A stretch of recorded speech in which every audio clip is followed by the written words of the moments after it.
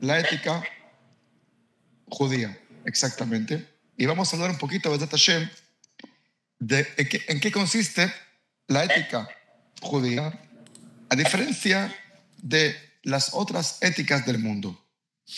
Y la base principal, la diferencia más importante, es la siguiente. El hombre en este mundo tiene una forma de pensar, una forma de ver el mundo, de sentir el mundo, y en base a eso que él cree que es bueno, pues entonces va formando sus códigos de leyes éticas y morales que conforman la sociedad en la que vivimos. Fantástico, está muy bien. ¿Qué pasa? ¿Qué problema hay con esto? Muy simple. Que el Talmud dice lo siguiente. Dice el Talmud que Shem shepartzufehem shonot kach deoteem shonot.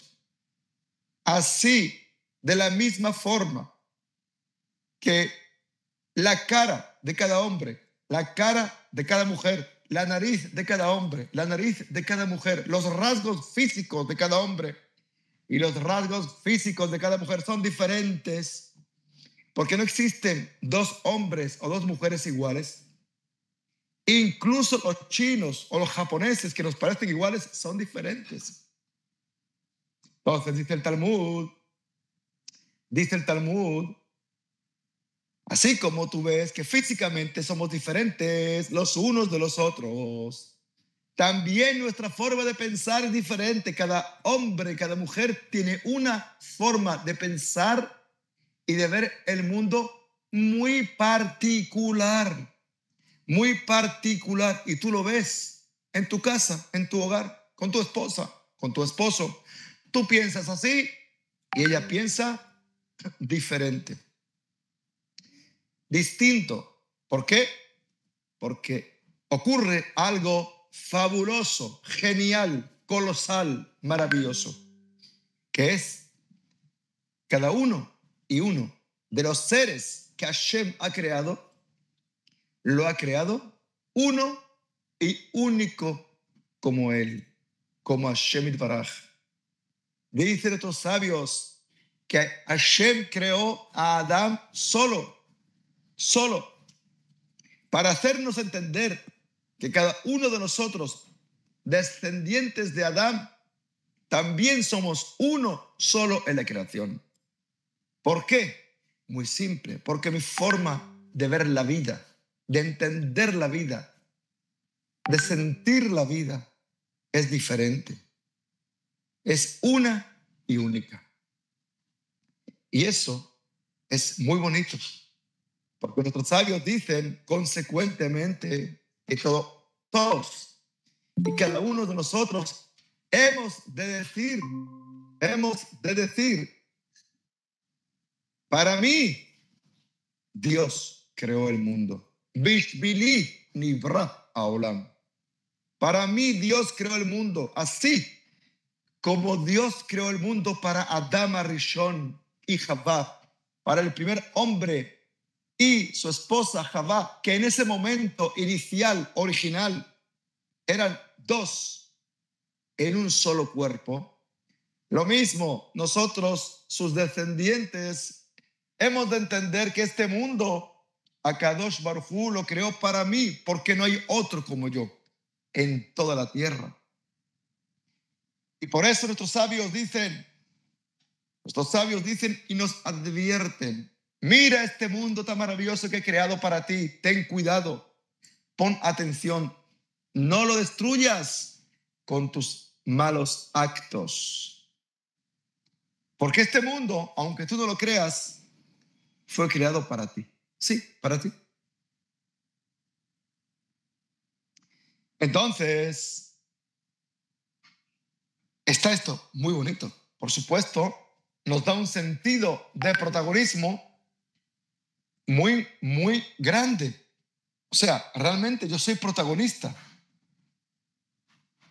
de todo lo que pasa en esta vida. Y somos responsables también. ¿Por qué? Nuestros sabios dicen, ten cuidado, mucho cuidado de no hacer cosas que puedan inclinar la balanza hacia el lado negativo, porque de ti depende que este mundo exista o deje de existir. Si haces una obra buena, entonces inclinas la balanza hacia el lado bueno y el mundo recobra vida y bendición. Si haces una obra mala, te has equivocado, pecas conscientemente, pecas adrede, sabiendo que está mal y lo haces y no te importa, entonces estás inclinando la balanza hacia el lado negativo. ¿Y qué significa eso? Ten cuidado que te puedes cargar el mundo. Así literal. Nuestros sabios dicen que la persona tiene que ver como si la balanza está en equilibrio. El mundo está en equilibrio. Cualquier acción tuya puede inclinar la balanza hacia un lado o hacia el otro. Es maravilloso. Pero esto tiene un problema. ¿Cuál es el problema? El problema es cómo nosotros definimos, cómo nosotros, los seres humanos, definimos qué es el bien y qué es el mal, qué es lo correcto y qué es lo incorrecto, qué es acertar y apuntar hacia el objetivo o qué es desviarse del objetivo. ¿Cómo nosotros entendemos eso? Porque tú le preguntas a una persona y te dice, yo soy de izquierda, y la otra de derecha. Yo comunista, yo socialista, yo soy demócrata, yo soy republicano, yo soy lo que sea. Y así, cada uno de nosotros tiene su forma de pensar. Entonces, es muy difícil que el hombre llegue verdaderamente a un consenso de lo que es bueno y lo que es malo. A nosotros, los judíos, nos culpan tristemente, de haber matado a un señor que supuestamente hay quienes lo consideran una especie de Dios.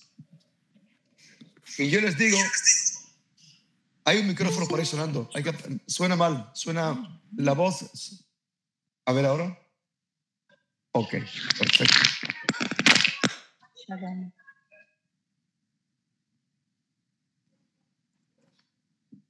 Sí, así nos dicen. Y no veas tú cómo nos culpan y nos condenan y nos quieren hacer sentir, entre comillas, que no vea, que hemos matado a Dios. Y yo les digo dos cosas. Que yo sepa, humildemente, si yo mato a Dios, ese no puede ser Dios en la vida, por definición. Número uno. Y número dos, ustedes se fijan que hipotéticamente nosotros matamos a un hombre que para colmo es judío. Pero ustedes no se fijan que la iglesia, por ejemplo, en el nombre del santo Dios, no sé a qué Dios se refieren, no conozco a ese Dios, en el nombre del santo Dios aniquiló, exterminó, torturó y quemó vivos a millones de personas judías y de otras creencias. Y eso a nadie le interesa. Eso no es grave. O sea, uy, qué grave que vosotros habéis condenado y, entre comillas, asesinado a un hombre. Eso es gravísimo, gravísimo. Pero que la iglesia acribilló, condenó y quemó y torturó a millones de personas, judías y no judías, eso no le importa a nadie, aparentemente. ¿Me entienden? ¿Por qué les digo esto? Muy simple. Porque es difícil, muy difícil de llegar a un consenso a nivel mundial, universal, de qué es el bien y qué es el mal. Porque Hashem dice, he aquí que he puesto el bien y el mal, la vida y la muerte delante de ti, y tú escogerás la vida y escogerás hacer el bien. Pero ¿cómo el hombre va a entender cuál es el bien y cuál es el mal? Miren ustedes, Hitler y Dag Shemo. Este hombre, o esta bestia, esa bestia iba a destruir el mundo y él pensaba que lo estaba salvando. Estaba convencido de que estaba salvándolo. Ahora tú vete y explícale que es una bestia, un criminal, que está acabando con la humanidad y con millones de personas inocentes. Vete y explícale. No lo va a entender porque está convencidísimo de que está salvando al mundo. Lo mismo hoy, en este conflicto que tenemos en Israel, cuando tristemente estos grupos árabes terroristas aniquilan y asesinan a sangre fría a familias inocentes en el nombre de un hipotético Dios. Entonces se dan cuenta de que es muy difícil hablar de ética y hablar de moral. Es muy difícil porque lo que para mí es bueno, para ti es un desastre y viceversa. Voy al grano. Cuando hablamos de ética y moral en el judaísmo, no estamos hablando de nada de eso. De nada de eso estamos hablando. Por eso el tratado de ética en el judaísmo llamado Pirkei Avot, el tratado de ética y moral judío, llamado y conocido como Pirkei Avot, el tratado de nuestros padres. Es decir, la tradición que nuestros padres nos han heredado a nosotros y nosotros a nuestros hijos, eso conocido como el tratado, el Pirkei Avot, el tratado de nuestros padres, empieza diciendo: Moshe Kibel Torah Misinai. Lo he repetido muchas veces porque hay que grabárselo.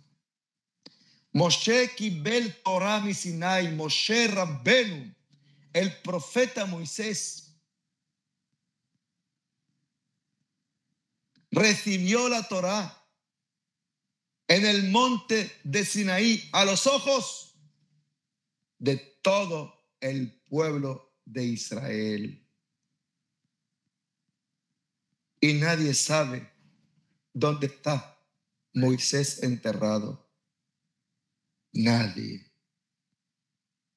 Y el pueblo judío jamás le hará ninguna estatua ni colgará en la pared de ningún lugar a Moisés. Y no existió ni existirá jamás de los jamases nadie que llegue a ser como Moisés, que subió a los cielos y bajó los 10 mandamientos a los ojos de todo un pueblo. Eso no existe ni existirá. Pero resulta que Moisés no es ningún ídolo para el pueblo de Israel. Nosotros no adoramos a Moisés. No lo colgamos en ninguna pared o en ninguna sinagoga. Dios nos libre. ¿Me entienden? Y no hubo ningún profeta que recibió su profecía a los ojos de todo un pueblo. Ni existe ni existió. Lo digo para que se queden pensando, porque sé que hay muchas personas que todavía tienen otras creencias y otras ideas. Y esas ideas y esas creencias no son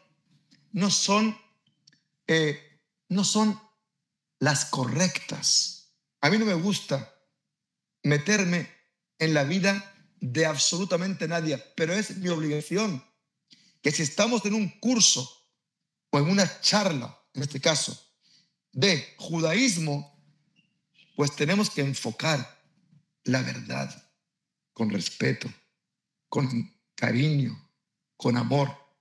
Porque como siempre he dicho, que yo sepa, ningún judío a lo largo de toda la historia del mundo ha matado a nadie para obligarlo a ser judío. Somos respetuosos con las creencias de los demás, pero si alguien quiere acercarse al judaísmo y quiere aprender el judaísmo, tiene que saber qué es el judaísmo realmente y qué es la fe en el Creador realmente, y no creer en cosas que nos alejan del Creador, porque en el fondo nos equivocamos, nos estamos equivocando, estamos apuntando en la dirección que no es, y por lo tanto, si pedimos a Dios, pero estamos apuntando hacia otro lado, después es obvio que no todo va a salir, porque te estás equivocando.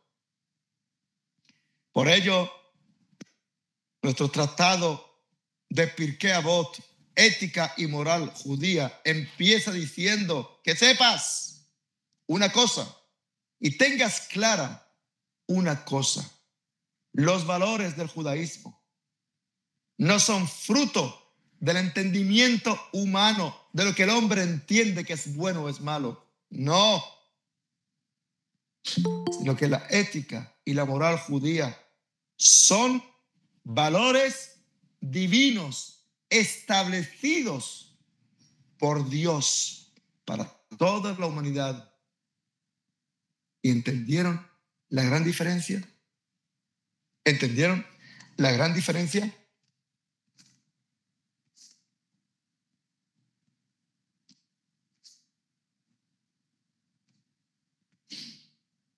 Por eso,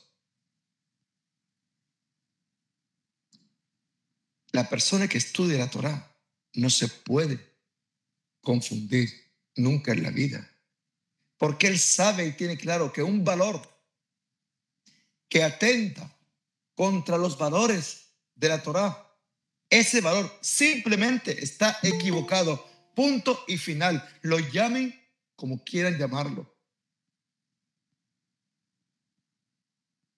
Y ahí empieza la historia. Cuando nosotros entendemos que las cosas buenas que nosotros tenemos no son fruto de algo que nace en mí. Por ejemplo, un ejemplo. A mí me nace, por ejemplo, ser bondadoso. ¿Me entiende? Por ejemplo, yo tengo que entender que el concepto de bondad no es el concepto de bondad que a mí me nace. No. Yo tengo que conectar, aprender, estudiar, asimilar y practicar el concepto que Hashem bendito tiene de lo que es la bondad. ¿Me entendieron? Porque si no, me equivoco. Y así ocurre con todas las demás virtudes del hombre. Si la persona piensa que él tiene una naturaleza buena, él tiene que entender que todavía no es suficiente. Él tiene que entender cuál es realmente el concepto de hacer el bien que el Creador tiene, no mi concepto de hacer el bien que yo tengo.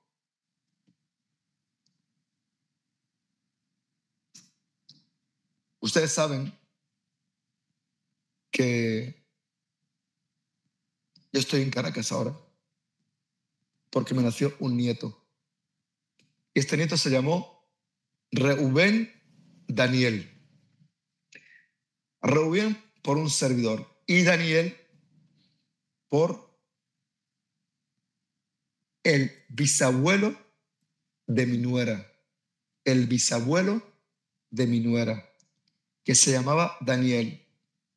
Cuando yo escuché la historia de este Daniel, me quedé alucinando. Cuentan que era un hombre sumamente bondadoso. No existía un solo día de su vida que no hacía bondad Era algo increíblemente bondadoso. Entonces cuenta que una vez llevó a su esposa de Buenos Aires, no sé si a un lugar, no me acuerdo, en Argentina, no me acuerdo el nombre. 6 horas de camino, 6 horas de camino en carro. Yo, particularmente, si manejo más de 1 hora, se me convierte en algo tortuoso. Imagínense 6 horas manejando. Cuando llegaron al hotel,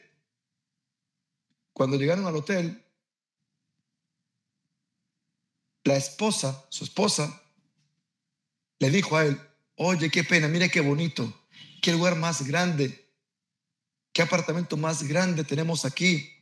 Qué pena que no trajimos a mis padres también, porque hay puesto para ellos. No sabía. Este señor Daniel escuchó que su esposa dijo eso, enseguida se dio media vuelta y regresó a Buenos Aires, 6 horas de viaje, a buscar a los padres de su esposa y llevárselos también para que ellos disfrutaran de esas vacaciones. Eso es hacer el bien. Eso es vivir conectado con el bien de Hashem Yitbaraj, porque el bien de Hashem Yitbaraj es un concepto divino, es algo que tiene que ver con el infinito. Entonces, no todas las personas tenemos ese nivel de conexión con los valores reales de Hashem, que son valores infinitos. Es decir, no es solamente hacer el bien, es desbordar haciendo el bien. Así como Hashem desborda, ¿sí?, se llena y rebosa de bien, lo mismo nosotros. Es un ejemplo que les pongo nada más. Porque otra persona le dice a su mujer, muy respetuosamente: cariño, para la próxima, ahora estoy cansado, imagínate, después de 6 horas, regresarme otras 6 horas y venir para acá otras 6 horas. 6 más 6 más 6 son 18, si no me equivoco. Es un concepto de bondad muy elevado. Eso se acerca a la bondad de Hashem. Otra persona que es como nosotros diría: bueno, para la próxima no tengo fuerzas, estoy cansado, es imposible. Y asimismo conectamos con el concepto de bondad de Abraham Avinu, que el tercer día de la milá no estaba tranquilo porque necesitaba hacer bondad y darle de comer a los viajeros y cumplir con el precepto de Achnasat Orjim, de recibir huéspedes y darles alimento, con el objetivo de que finalmente después bendijeran a aquel que verdaderamente los proveyó de alimento, que era el Creador, que era Dios. Y entonces Hashem, para no molestar a Abraham Avinu, como ya sabemos, sacó el sol, un calor inmenso para que nadie pasara. Pero Abraham Avinu persistía y quería y deseaba hacer el bien a pesar de que estaba enfermo. El peor día de la milá es el día 3, el tercer día.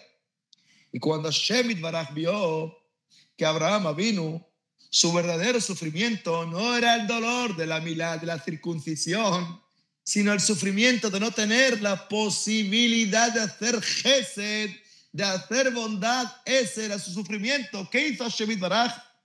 Tuvo que enviar ¿a quién? A Malachim, ángeles. Y esos ángeles fueron los que finalmente anunciaron a Sarah de que iba a tener a su hijo, Isaac. Cuando la persona conecta con los valores divinos de la Torá, no solamente conecta con la bondad que hay dentro de él, sino que a partir de esa bondad que hay dentro de él se eleva y lleva esa bondad a su máxima expresión. Entonces las bendiciones son sumamente grandes, como en este caso, en el cual los ángeles anunciaron a Sarah, nuestra matriarca, que finalmente iba a concebir al segundo patriarca de Israel, que era Isaac Avinu. Muy bien. Ese es el trabajo. El trabajo no es conformarnos con los tesoros que Hashem nos ha dado, con las cosas buenas que Hashem nos ha dado, sino que invertirlas, reinvertir nuestras buenas mitot, nuestras buenas cualidades de carácter, para que a partir de esa inversión los beneficios se multipliquen espiritualmente. Y si nacimos con un nivel de bondad 1, humanamente hablando, por lo menos llevarlo a un nivel de bondad 2 o 3, que con respecto a ti ya supone una elevación espiritual. Y eso es muy importante. Vamos a explicar cómo surgió el Musar en el mundo hace más o menos 300 años. ¿Cómo surge el Musar? El Musar es la ética judía. Muy bien. Hasta hace 300 años más o menos, la importancia del estudio de la Torah era el Talmud, la Gemara. Es decir, el estudio del Yehudí, del judío, era 100% Talmud, 100% Talmud. Hasta que Rabbi Israel Salanter, un sabio muy grande, un erudito de Torah, era una persona sumamente superdotada en sabiduría talmúdica, decidió un día romper con ese esquema e incorporar, además del estudio del Talmud, que es obviamente el estudio principal de la Torah, además de eso, incorporar lo que él llamó el Musar y estudiar todos los días por lo menos media hora de ética. ¿Qué consiste? ¿En qué consiste la ética? La ética consiste en, primero, conocer cuáles son los atributos buenos que debe tener un hombre según la voluntad del Creador y llevarlos a la vida práctica. Eso normalmente se conoce como preceptos que tienen que ver entre una persona y su semejante. Mitzvot sheben Adam lejaveró. Las mitzvot tienen que ver entre uno y su compañero. ¿Por qué Rabbi Israel Salanter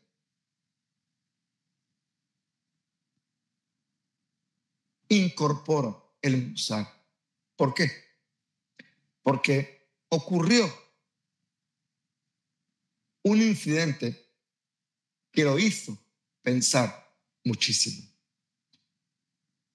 Pasó que en una aldea en Europa, no recuerdo qué lugar exactamente,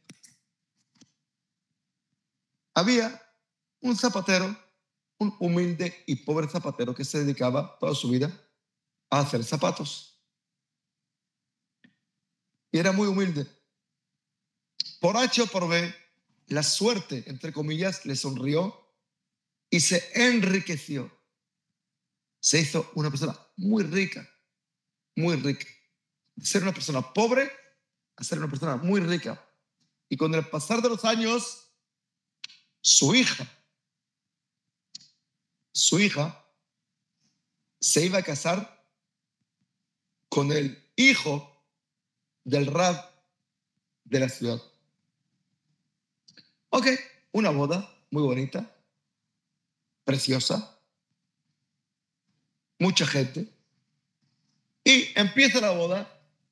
Ustedes saben que hay una parte donde pasa la novia con el novio y los padres están esperando a los novios debajo de la jupá o el velo nupcial, digámoslo así. Se acercó al papá de la novia, que era este zapatero, pobre zapatero en el pasado.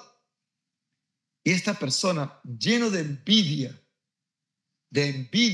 y de odio, se acercó a este señor, al zapatero, delante de todo el mundo. Se sacó el zapato y le dijo: zapatero, ¿cuánto me cuesta arreglar este zapato? Delante de todo el mundo. Lo avergonzó en público. Y ustedes saben, conocen la historia, los sabios dicen que una persona, antes de avergonzar en público a nadie, preferible es que se eche al horno y muera quemado. Es decir, si yo por H o por B tengo un problema con fulano porque me ha hecho tal cosa o tal otra, y yo ahora me quiero vengar de él públicamente y decirle a todo el mundo qué tipo de persona es, dicen los sabios, mejor que te eches al horno y te quemes vivo y no hagas eso. Porque una persona que avergüenza a otra públicamente pierde su mundo venidero. Pierde su mundo venidero. Imagínense de lo que estamos hablando. Estos son conceptos divinos. ¿Me entienden? No puede existir en ningún corazón de nadie el entender esto. ¿Cómo? Yo tengo que echarme al fuego porque este hombre me hizo tal cosa. Al contrario, hay que publicarlo públicamente para que la gente se entere de lo que ha hecho este hombre. No, señor. No, señor. Y eso fue lo que pasó con Tamar y Yehuda. Yehuda dejó embarazada a Tamar, que era su nuera, pero él no sabía que estuvo con ella porque ella se disfrazó de otra mujer. Y cuando se entera de que su nuera está embarazada, él piensa que es de otra persona. Obviamente su hijo no estaba en vida, ¿ok? Entonces fue y la iba a matar por haber cometido, entre comillas, un acto de adulterio. Entonces Tamar, que tenía las pruebas en sus manos de que ese hombre, el que estuvo con ella, era el mismo Yehuda, no lo avergonzó en público, sino que le envió a él en privado las pruebas para que él decidiera públicamente, por decisión propia, si reconocer o no. Si reconocía, entonces ella quedaba salvada. Pero si no, si Yehuda no reconocía, entonces ella iba a morir quemada. Y de ahí aprenden los sabios esta gran lección de que mejor es que la persona esté dispuesta a quemarse viva en un horno con tal de no avergonzar a otra persona públicamente, aunque esa persona, como hemos visto en este caso, sea responsable de lo que ha hecho. Entonces, esto es un parámetro que nos abre los ojos para que entendamos que tenemos que estudiar qué es hacer el bien, qué es hacer el bien y qué es hacer el mal a los ojos de la Torá. Está escrito, una persona que avergüenza a otra es como si lo asesinara. Porque la persona se pone blanca de la vergüenza, y eso significa que la sangre se le ha ido, ha derramado su sangre. Es una especie de asesinato. Pues muy bien, volvamos al tema de la jupá. Cuando este señor zapatero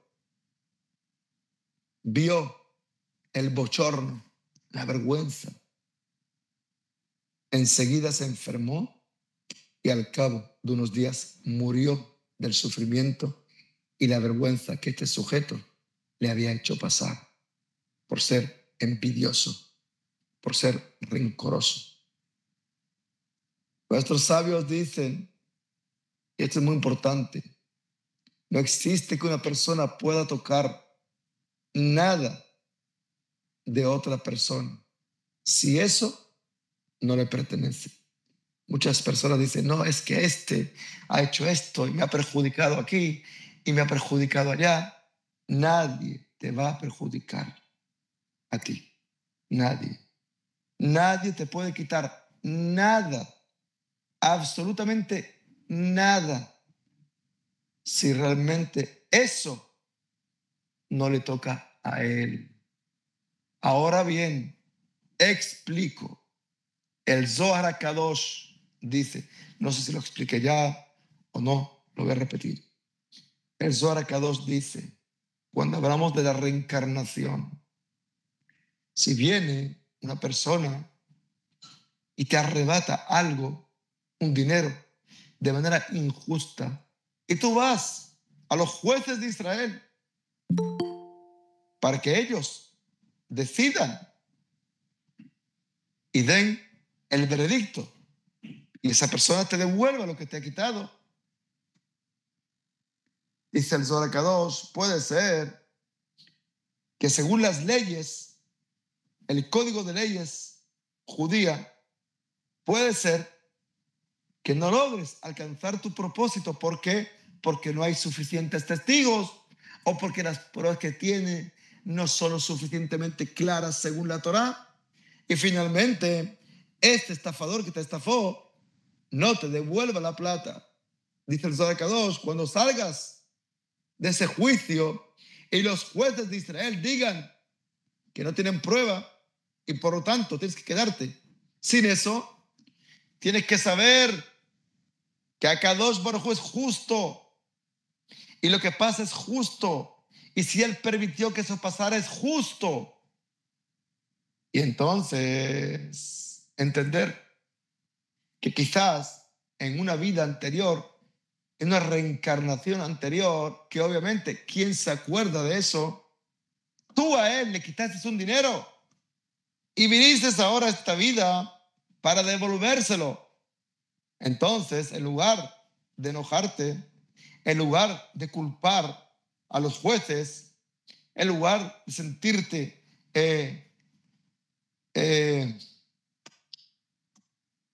no recuerdo la palabra, injustamente tratado, no.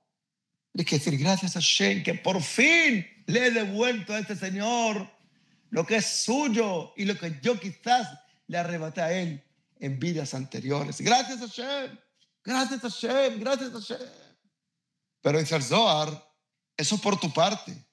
El otro que te arrebató el dinero de manera injusta, él por supuesto que tendrá que rendir cuentas por eso que él ha hecho, obviamente.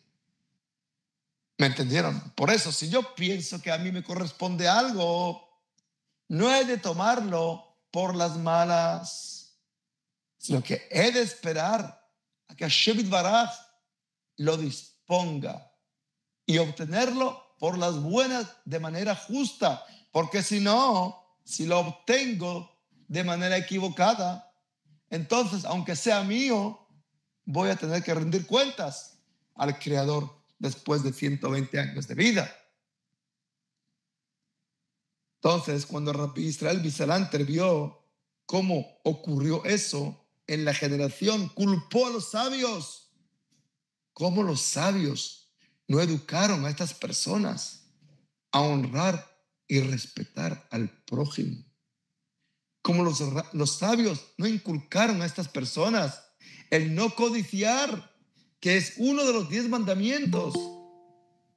Como los sabios no educaron a estas personas a entender que nadie le puede quitar nada al otro si realmente no le corresponde. ¿Por qué el otro se sintió tan ofendido cuando el zapatero se enriqueció? ¿Qué te importa a ti? ¿Qué tiene que ver contigo eso? ¿Es que acaso él te ha quitado algo? ¿Por qué le guardas rencor y tienes celo y envidia? ¿Por qué codicias? ¿Por qué? ¿Qué tienes que ver tú con él? Entonces dijo Rabbi Israel Salant, aquí hemos llegado a un punto donde obligatoriamente tenemos que recortar media hora de estudio del Talmud para incorporar ahora un nuevo estudio que es la ética judía, que no es otra cosa que la Torah. ¿Qué es la ética judía? Es el Talmud, son la Torah, el Pentateuco, los profetas, y de todo eso, mirarlos ahora, mirar toda esa Torah escrita y esa Torah oral, no solamente con ojos analíticos, de estudio analítico racional para resolver problemas de índole monetario o de índole X, no, sino enfocarnos también en todas las enseñanzas que hay repartidas por todo el Talmud y por toda la Torá y por todos los profetas de Israel acerca de lo que son las virtudes del hombre. Enfocarlas, explicarlas y entenderlas para que nunca más ocurra una cosa así. Pero viene Rabbi Yaakov Galinsky y va más allá y nos enseña una luz todavía más grande y más poderosa. Dice Rabbi Yaakov Galinsky, yo no entiendo, ¿acaso este zapatero no conocía la historia del rey David? El rey David vivió toda su vida marginado, desterrado, avergonzado y humillado y relegado completamente y solo, porque su familia pensaba que era un bastardo. Y así vivió toda su vida. Pero David Amelech, lejos de sentirse así, aprovechó su, entre comillas, soledad, aprovechó su soledad y la convirtió en itbodedut. No estoy solo, estoy con Hashem Yitbaraj. Y allí escribió todas las maravillas de sus salmos. Algo impresionante. Como dice Rabbi Nachman de Breslev, Yesh inyan sheakol itapech letová. ¿Qué significa? Significa todo lo que te pasa en tu vida, todo lo que pasa en tu vida y tú piensas que es malo,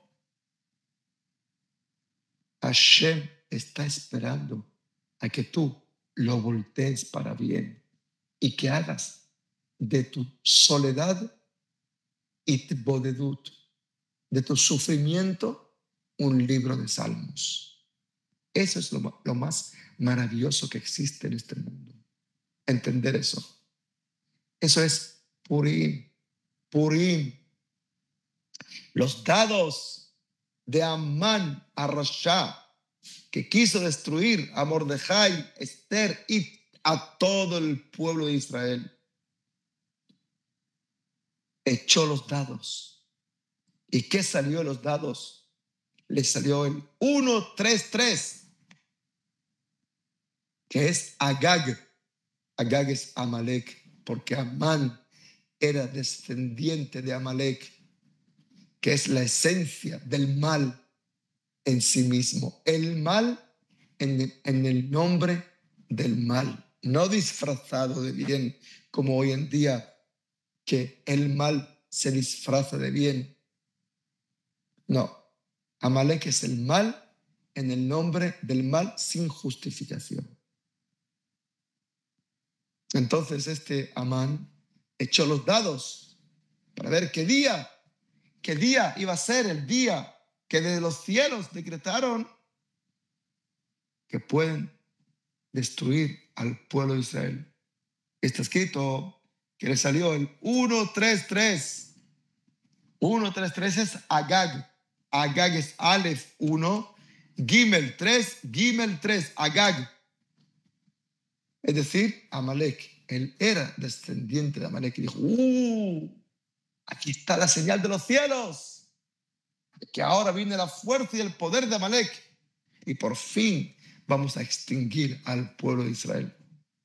Pero dicen los sabios, ¿qué es lo que no sabía Agag? Que si tú agarras el 1 del dado y te fijas qué hay debajo del 1, vas a ver que hay 6. Debajo del 1 está el 6. ¿Y qué hay debajo de la Gimel? Que es 3. Debajo del 3 está el 4.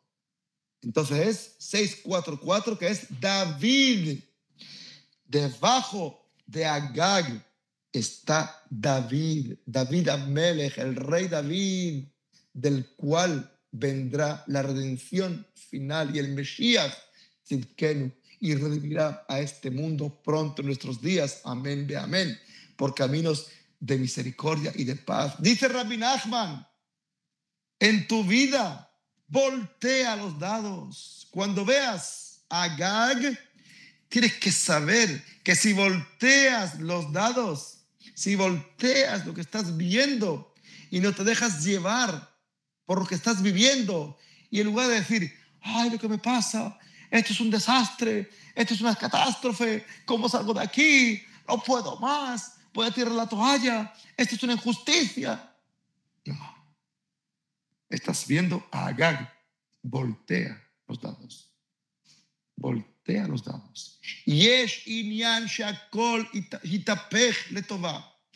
Tienes que saber que lo que Hashem quiere de ti es que voltees esa situación y entiendas que Hashem está allí presente y que así como David Amelech no se deprimió estando solo en el desierto y se sintió humillado, sino que no, que de esa situación, entre comillas, negativa, ¿qué hizo él? La volteó.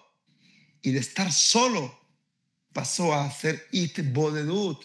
Si estoy solo, hago itbodedut.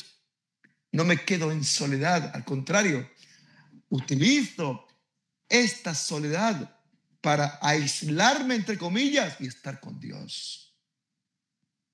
Por ejemplo, te has levantado a las 3 de la mañana y no puedes dormir. Entonces, estás molesto, otra vez, sin dormir. No estés molesto. Quizás lo que Hashem quiere es que ese insomnio lo conviertas en un rezo. Que te levantes de la cama y reces a Dios. Que te levantes de la cama y hagas salmos en la mejor hora del día, que es la madrugada. Porque yesh inyan shakol itapech letová. Voltéalo. No puedo dormir, en lugar de sufrir y decir, ay, ay, ay, ay. Párate, chico. Gracias a Hashem. Porque ahora puedo alabarte como David Amelech lo hacía. Hatzot laila akum leodot al mishpete tzidkeja. Ahora puedo alabarte en la madrugada cuando más silencio hay, más concentración hay. Dijo el Rav Galinsky, ¿cómo puede ser que este señor, el zapatero, murió por la vergüenza? Se olvidó de David Amelech. David Amelech, después de que pasó todo ese sufrimiento, entre comillas, solo, en el desierto, marginado, humillado, avergonzado, insultado, se convirtió en rey de Israel. Dice los sabios que para no olvidarse de quién era él, en un cuartito de su palacio guardó y colgó sus vestimentas de pastor y su flauta. Y cuando él sentía que su corazón como rey de Israel, prácticamente el rey más importante de la tierra en ese momento, sentía que quizás el orgullo le subía a la mente y al corazón, enseguida se metía en su cuartito, vestía sus prendas de pastor y tocaba su flauta. Y se acordaba de quién era realmente, para que el orgullo no se apoderase de él. Y este hombre, este zapatero, ahora que viene el otro, y lo humilla y lo avergüenza, por supuesto que está mal, pésimo. Si este zapatero hubiera agradecido al Shemit Barak toda su vida por haberlo sacado de la pobreza y de la zapatería, y todos los días de su vida, rico, hubiera tenido un cuartico donde él remendaba los zapatos y hubiera entrado a ese cuartico a recordar lo que era realmente el milagro tan grande que Hashem hizo con él y lo convirtió en un hombre rico. Seguramente, dice Rabbi Yaakov Galinsky, ahora que esto pasó en la boda y la jupá de su hija, cuando vino este hombre y lo avergonzó, en lugar de sentirse avergonzado, debió sentirse sumamente agradecido. Y esa es la vida. Ese es el musar. Ese es el musar. El musar es darle el verdadero valor a las cosas. El valor divino que las cosas tienen en este mundo. Así que, Besat Hashem, seguiremos en la próxima charla, la próxima semana, con el favor de Dios. Muchas gracias a todos. Hasta pronto. Toda Rabá, Rab, muchas gracias. Gracias, Rab. Toda Rabá. Bendiciones para usted y su familia desde Cartagena, Colombia. La Ciudad de México. Felicidades por su nieto. Gracias, Rab. Gracias, Igualmente desde para Nueva York. todos. Igualmente para todos. Hashem, que estén muy bien. Que estén muy bien. Bendiciones. Hashem. Gracias.